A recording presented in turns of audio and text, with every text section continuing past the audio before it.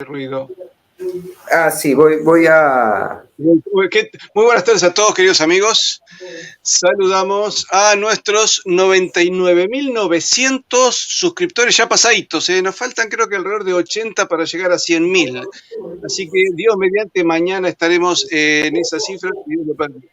Bueno, ¿por qué pongo esta imagen? Fíjense del antiguo imperio español, cómo se fue cercenando a partir de 1810, 1816, 2016, y vaya a saber qué nos ocurre en cualquier momento.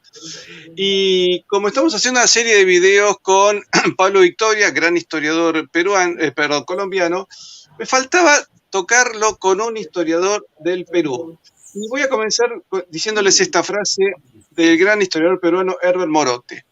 Bolívar sacrificó, expolió, engañó y cercenó el Perú, a tal extremo que ninguna otra nación hispanoamericana jamás llegó a pagar por su independencia lo que el Perú pagó por la suya. Con Bolívar nuestras pérdidas fueron irrecuperables. ¿Cómo a este hombre le podemos tener respeto? Del libro Bolívar, libertador y enemigo número del Perú, del historiador peruano Herbert Morote. Para hablar de esto lo tenemos a Rafael Aita, que en 30 segundos va a estar con nosotros.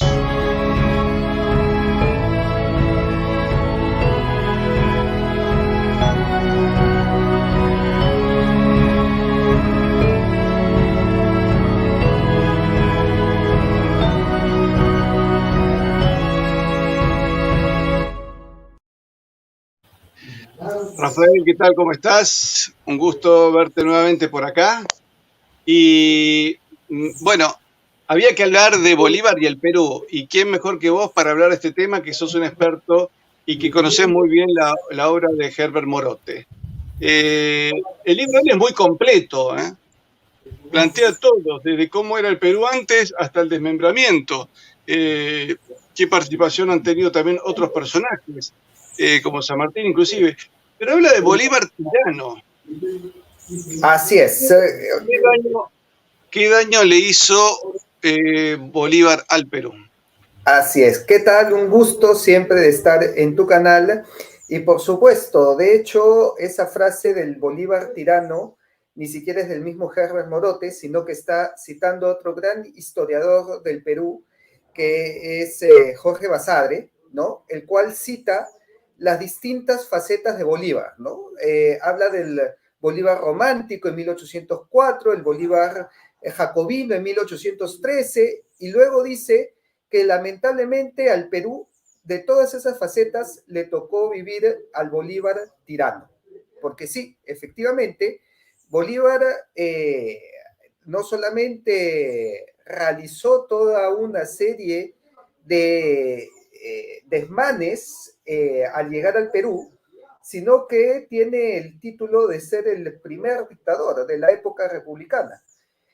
Y pues esto obviamente en colaboración con los políticos de la época que actuaron muy rastreramente, como suelen actuar los políticos hasta el día de hoy, y le facilitaron el hecho de que Bolívar concentre todos los poderes y sea el dictador del Perú. ¿En cómo se manifestó esa dictadura? Porque una dictadura puede ser hasta una dictadura romana, que puede ser aceptada por un congreso, pero acá lo plantean como un tirano. Así es.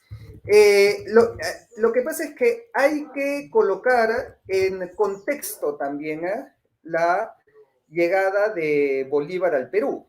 Y es que Bolívar fue llamado, para empezar, no vino por iniciativa propia, porque la independencia hasta de 1821 hasta 1823 había sido un desastre. Había terminado en un enfrentamiento entre los dos primeros presidentes de la República, José de la Riva Agüero y Bernardo de Torre Tagle, que estaban haciendo gobiernos paralelos, se desconocían el uno del otro y estaban a punto de iniciar una guerra civil entre ellos. Entonces, para evitar eso, es que el Congreso llama a Bolívar y le entrega todos los poderes. El gran problema fue que Bolívar sí se comportó realmente como un tirano, en el sentido que permitió que las tropas de la Gran Colombia realicen saqueos y desmanes en Lima. Se enfrentó a todo el que se le oponía a él, e incluso fue muy sonado en aquella época el fusilamiento de un ilustre limeño que era Juan de Berindoaga, el cual fue fusilado por Bolívar solamente no por no estar de acuerdo con sus ideas. Restituyó la esclavitud que había disuelto San Martín en 1821 y restituyó también el tributo a los indígenas y finalmente terminó con, copiando la constitución vitalicia de Bolivia. Hicieron exactamente la copiaron acá en el Perú, y esa constitución nombraba a Bolívar como presidente vitalicio. Así que se aprueba una constitución donde Bolívar iba a ser nombrado como presidente vitalicio del Perú. Ya, pues lo cual ya colmó la paciencia, ¿no? Y se termina rechazando radicalmente la presencia de Bolívar en el Perú. Así que sí, concentró todos los poderes, persiguió a todos sus opositores, llegando a fusilar a uno de ellos y llegando a que todos los demás se escondan en las situaciones más terribles, porque sabemos que el segundo presidente del Perú, Bernardo de Torre Tagle, termina renegando de Bolívar y por eso regresa al bando realista y Bolívar lo persigue y tiene que refugiarse en el Real Felipe, que estaba asediado para la época. No recordemos pues atrincheramiento de Rodil en el Real Felipe, y por lo tanto Torre Tagle murió de escorbuto en las peores condiciones, porque sabía que fuera del Real Felipe Bolívar lo iba a mandar a fusilar también. Así ¿Estamos que hablando sí, por 1824, 25 o 23, un poco antes? 25-26. Así que sí, Recordemos también que incluso ahí en el fuerte de San Felipe de Callao hubo varias situaciones curiosas. Por ejemplo, los granaderos San Martín en enero de 1824 se pasan al ejército realista. Una cosa curiosísima que habría que ameritar bastante la investigación. los granaderos de San Martín se sublevaron por falta de pagos, lo cual ya hablaba mucho de los motivos por los que estaban ahí, ¿no? Y tal vez lo cual sea lógico, porque en esos momentos no veían al Perú como su batalla, como su propia pelea. Y cuando San Martín se retira del Perú y a ellos se les deja de pagar, simplemente se sublevaron en armas y le devolvieron el Real Felipe a los españoles. Y es así como Rodil entra nuevamente al Real Felipe y ellos liberan a todos los presos españoles que estaban en el Real Felipe y se los entregan porque consideraban pues que no se había cumplido con su trato comercial que se tenía con ellos, con su Pero trato ¿sabes, Rafael? mercantil. Mira, hay algo que yo he encontrado es que amén de esas cuestiones así más pedestres, como puede ser que te paguen para arriesgar tu vida, había algunas otras cuestiones culturales que también aparecen en choque. Por ejemplo, mira, mi bisabuelo Lucio Correa Morales fue el primer escultor argentino.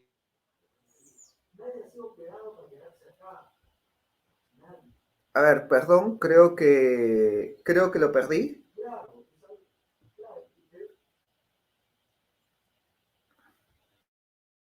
Entrar y salir. Ahí está. ¿Me escuchás? Sí, sí.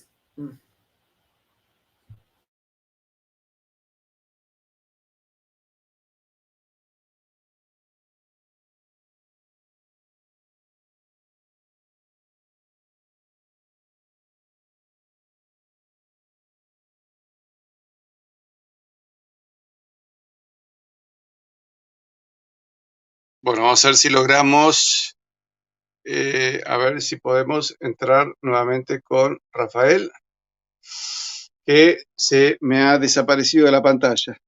Ahí está entrando de vuelta. Listo. Sí, te decía, hizo un monumento al negro Falucho que era un granadero que dijo, no, yo no me prendo a este traspaso de mando. Y él le dice, prefiero que me llamen revolucionario antes que traidor. Es decir, había también una cuestión cultural. Los granaderos que se pasan al bando realista lo tratan de revolucionario como algo despectivo. Y en el libro La fe de los caudillos, que justamente ayer lo mostré en pantalla. Es un libro donde, por ejemplo, está la historia de Antonio Navala Huachaca, y en ese libro, acá vamos a mostrar la portada, Antonio Navala Huachaca, compatriota tuyo, peruano, creo que de Arequipa, Ayacucho. de Ayacucho era. Bueno, y él le dice a los revolucionarios, ustedes son verdaderos anticristos. Así es. Ese no es un insulto así nomás, eso es una indicación muy concreta de que acá había un problema cultural y un problema religioso también en juego. La fe de los caudillos de Ángelo Guiñez Jarpa con las esculturas de Ropo March, que les recomiendo, aquellos que lo quieran, nos mandan un correo a info@comunidadhispanista.com y los ponemos en contacto con el autor. Pero se notaba que había un tema ahí religioso, cultural y económico también, ¿no es cierto? Porque las arcas del Perú quedan primero vaciadas con San Martín, pero no sé cómo fue con Bolívar.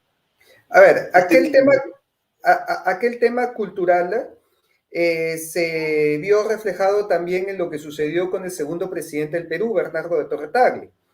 De hecho, Bernardo Torre Tagle era un independentista a carta cabal.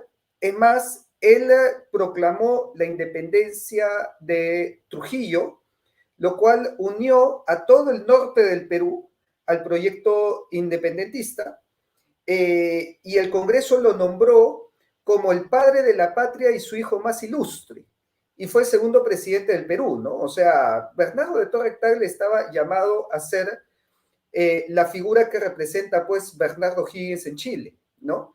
Era el peruano republicano, que encarnaba, pues, lo que era la república.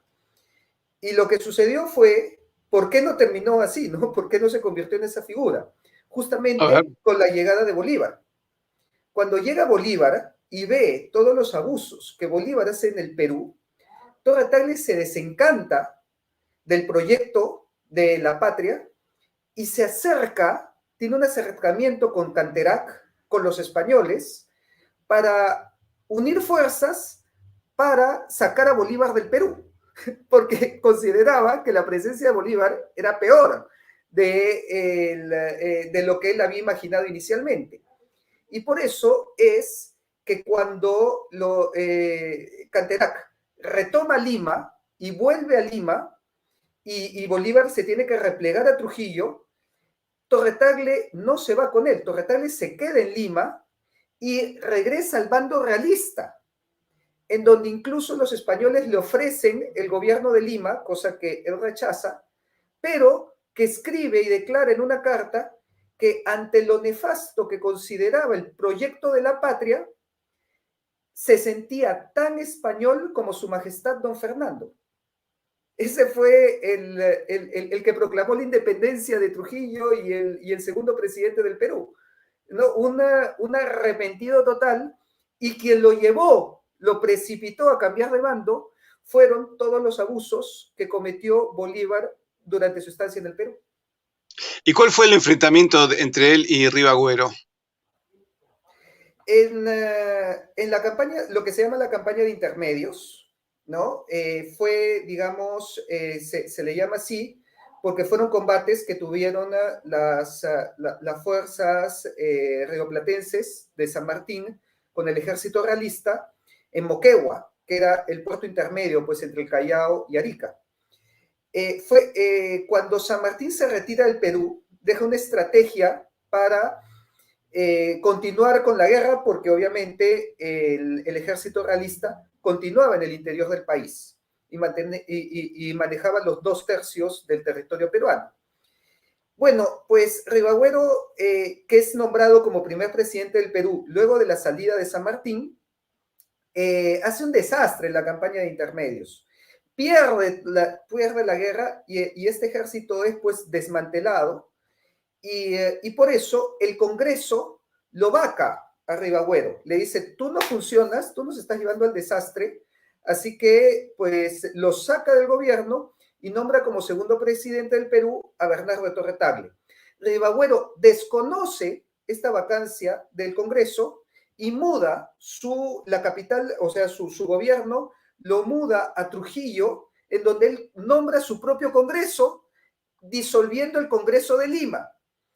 Y tienes pues dos gobiernos en paralelo. Tienes el gobierno de Ribagüero en Trujillo y tienes el gobierno de Torre en Lima, cada uno diciendo que es el verdadero y que el otro es ilegítimo, y negociando con los españoles también, porque Ribagüero se acerca a los españoles para decir, oiga, ¿y si hacemos un gobierno en conjunto en contra de los que están en Lima? Así que ya entre ellos mismos estaban peleando y por eso es ahí donde deciden llamar a Bolívar, porque eso iba a terminar en un descalabro total. Acá quiero contestar a una señora que se llama Nilda Lila, que dice, ustedes son nefastos. Nefasta es la unidad. Es que, Nilda, tenés que entender que nosotros estábamos unidos de acá hasta México, que se llamaba en aquel momento Nueva España, y México llegaba hasta California, Nevada, Texas, Arizona. Entonces, lo que pasa es que estás confundiendo la realidad de los países actuales con la realidad de lo que era el país en aquel momento. En aquel momento éramos un solo país. Te voy a dar una idea para que visualices, Nilda. Este era el tamaño de nuestro país. Esta era nuestra identidad. Esta era nuestra moneda. Entonces, esto es lo que éramos nosotros. Y esta era nuestra bandera. Además, obviamente, la bandera española, que también se utilizaba en los fuertes, ¿no es cierto? Pero esa era la bandera. Entonces, y Nilda, ya que tenés tantas dudas, te digo, acá te dejo, por ejemplo, el arrepentimiento de Bolívar. Dice, la América es ingobernable, los que han servido a la revolución han arado en el mar. La única cosa que se puede hacer en América es emigrar. Si fuera posible que una parte del mundo volviera al caos primitivo, este sería el último periodo de la América. Y lo tenemos a Bolívar con la bandera inglesa detrás, el carácter británico y sus costumbres las tomarán los americanos por objetos formales de su existencia futura. Y lo tenés a Bolívar con el apoyo de las logias en contra de nosotros, ¿no? Y acá tenés la Legión Británica que lo apoyó, pero fíjate cómo hoy el pueblo peruano, explícame un poco esto, ¿cómo es que hoy el pueblo peruano está reivindicando la antigua bandera de los Austrias, que son las aspas de Borgoña, con la Cruz de San Andrés? Esas fotos fueron tomadas el 12 de octubre del año pasado, y precisamente porque ya nos hemos dado cuenta de que este discurso político que se hace pasar por historia es contraproducente, ¿no? Y que nos está haciendo tremendo daño dentro de nuestro propio país porque nos divide, nos enfrenta entre nosotros mismos, crea enemigos entre nosotros. Así que es la respuesta ante este discurso de la leyenda negra. Y solamente para acotar, ¿no?, las palabras que había dicho en el comentario, cuando se habla de lo nefasto que fue el proyecto de la patria, no son palabras mías. Yo estaba citando a Torre Tagle, y que Torre Tagle había sido nombrado por el Congreso como el hijo más ilustre de la patria. No era cualquiera tampoco, ¿no?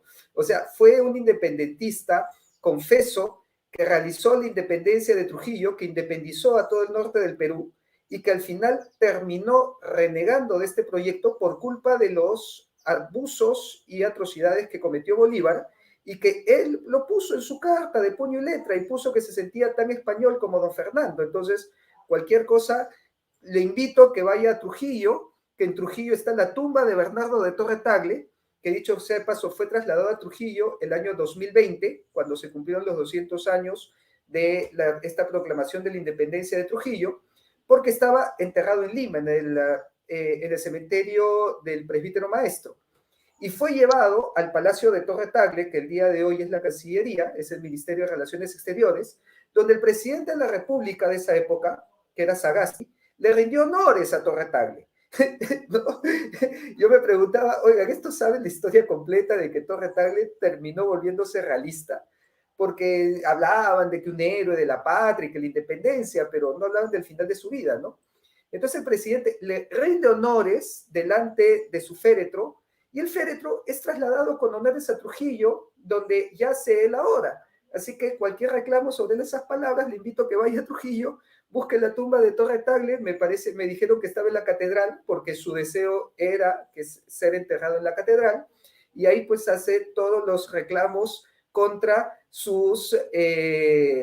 contra las críticas que le realizó la patria y a Bolívar y a todos los proyectos de independencia. En el libro Malditos Libertadores, Augusto Zamora, que fue embajador de Nicaragua, en España y en otros países, él dice unos problemas para entender cómo estamos, porque estamos muy mal, entre una oligarquía que hizo una revolución separatista para negociar nada más que con Inglaterra, y luego como reacción una izquierda violenta, con lo cual estás entre el agua y el aceite, ¿no es cierto? Entre agua caliente y aceite hirviendo, no sabes con quién quedarte. Pero dice, uno de los problemas es que hemos endiosado a los revolucionarios. Y como a Dios no se lo critica, sino que se le pide ayuda, no hay manera de analizar. Y entonces no se analiza cuáles fueron las patrias que se fabricaron, entonces nunca puede salir del pozo. Te cuenta, por ejemplo, el caso de los ferrocarriles ingleses en Argentina. Se hicieron todos en forma de un radio que convergía nada más que en Buenos Aires. Entonces los ingleses manejaban los trenes, manejaban la producción de carne, manejaban los frigoríficos donde se hacía todo eso, manejaban el puerto. ¿Qué quedaban? Los sueldos, pero los sueldos los recuperaban porque ellos también tenían la concesión de los tranvías y de un montón de servicios públicos. Y incluso manejaban la producción de quebracho para hacer los durmientes. Y decían, ni siquiera los clavos. Los argentinos no negociaban ni siquiera hacer los repuestos en la Argentina. Y tal es así que te cuento una anécdota. Yo viví hasta hace unos 30 años en una localidad que se llama Hurlingham, nombre inglés. Y en la estación de trenes, tiene el cartel de la estación. Y un día me llamó la atención, me acerqué al cartel, lo han cambiado ahora, ¿no? Pero estaba escrito que había sido hecho, el cartel es una chapa. A ver, lo haces con el ferretero de la esquina. La chapa del cartel había sido hecha en Inglaterra. Y yo, ay, madre mía. Entonces, ¿qué te quedaban? Los sueldos nada más. Sí, pagaban buenos sueldos, bueno, buenos serían, ¿no es cierto? Pero lo recuperaban con todo lo que ganaban, ¿no es cierto? Decía, nos quedaba cero. A punto tal que Inglaterra dice, nos podemos dar el lujo de perder el Canadá, pero no podemos perder la Argentina. O sea, fíjate lo colonia que nos dejaron los pseudo libertadores. Nos dejaron hechos bolsa. La economía del Perú, ¿cuánto tardó en recuperarse después del paso de Bolívar y de todo el proceso independentista? Más o menos hasta mediados del siglo XIX, donde vino el boom del guano y el salitre, ¿no? El boom del guano, del salitre, fue donde recién se empieza a pagar la deuda que se había adquirido desde la época de San Martín, pero que al mismo tiempo, posteriormente, trajo la guerra con Chile y que se volvió a desmoronar todo de nuevo, ¿no? Entonces, recién se comienza a consolidar un proyecto país en los inicios del siglo XX, a partir de la República Aristocrática. Y eso es porque los primeros años de la independencia fueron totalmente caóticos, fueron acéfalos. Durante los primeros 20 años, luego de la proclamación de San Martín, tenemos 5 constituciones, 5, y Para que no 9 se respete ninguna. presidentes, para que no se respete ninguna. Incluso una constitución que duró unos 50 días, o sea, un poco más de un mes, que fue precisamente la constitución vitalicia de Bolívar, ¿no? Es que era esta constitución que habían copiado de Bolivia y que nombraba a Bolívar como el presidente vitalicio del Perú. Irónico nombre, constitución vitalicia, y duró 50 días. Menos mal qué vitalicia que fue. Acá me preguntan qué pasará con la estatua de Ponce de León destruida en Puerto Rico. La restauraron antes que llegue el rey, porque la habían tirado abajo unos días antes, así que cuando Felipe VI llegó a Puerto Rico ya estaba instalada de vuelta. Vos sabés que el tema de la economía del Perú, yo lo estudié bastante, porque claro, la riqueza salía de acá por los puertos de Valparaíso, Chile, y por los puertos del Callao. Nosotros teníamos totalmente articulada la economía.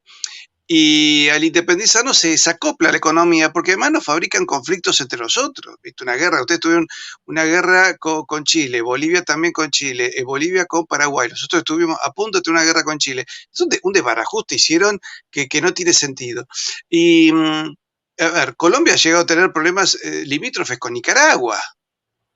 Y hay 2 países en el medio, está Panamá y está Costa Rica. Sin embargo, alguien hizo tan mal los mapas. Y el tema está que con el guano usted se empieza a recuperar lo que sería el Producto Bruto de 1820, 40 años después. Pero el tema está que ustedes perdieron todo el mercado con Asia. A ver, nosotros también los perdimos, pero ustedes directamente manejaban el galeón de Manila, ¿no es cierto? Hacia Valparaíso, el Callao, y luego llegaban a México y de ahí llegaban a Asia. Ese mercado se lo quedan los ingleses. Entonces, llegado el caso, volviste a emparejar, pero toda la descapitalización que sufriste, amén de la cantidad de muertos de hombres en edad de trabajar, y luego con la guerra con Chile, nuevamente para atrás. Es decir, yo creo que Perú nunca recuperó esa preeminencia económica que tuvo hasta 1820.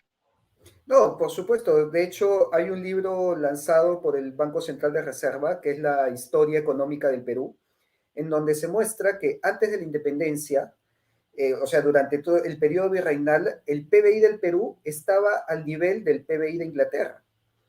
Eso, obviamente, no lo alcanzamos nunca y de hecho, para luego de la independencia, ya el PBI del Perú estaba al nivel del resto de países de Sudamérica y de hecho él representaba aproximadamente el 35% de todo el subcontinente sudamericano. Eso para los primeros años de la independencia. Si hablamos durante el siglo XIX, existe tal debacle de la economía que para inicios del siglo XX ya la economía del Perú solamente era del 10%, o sea, no baja de ser un tercio a ser la décima parte. Entonces, ni hablar que ni siquiera le pisamos los talones al de Inglaterra. Así que fue una total debacle económica. Eso sí aparece en cuadros y en datos macroeconómicos muy claramente. Acá, bueno, obviamente me preguntan, bueno, dicen que es el aniversario de Blas de Lezo.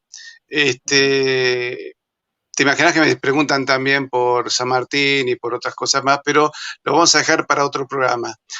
Rafael, evidentemente el paso de Bolívar no fue para nada grato.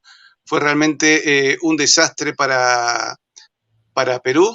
¿Y cómo ves hoy algún tipo de reacción cultural?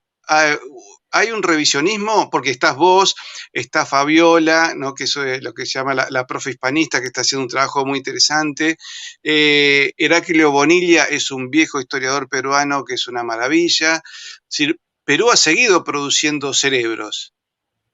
Vos sos uno de los más jóvenes cerebros, pero antes que vos, ¿no es cierto? Vienen varios veteranos trabajando, y lo cual es fantástico que haya jóvenes que tomen la posta y puedan continuar, ¿no es cierto? Definitivamente, durante toda la historia republicana del Perú, la crítica a Bolívar ha sido constante. Y eso va a ser independiente del historiador. Acabo de citar a Basadre, ¿no? Y Basadre, pues, es uno de los historiadores más grandes de la historia del Perú. Y hace una crítica muy dura contra Bolívar. Y es que Bolívar tuvo un papel tan nefasto y tan dañino en el Perú que no existe una leyenda rosa de Bolívar. Es imposible que exista.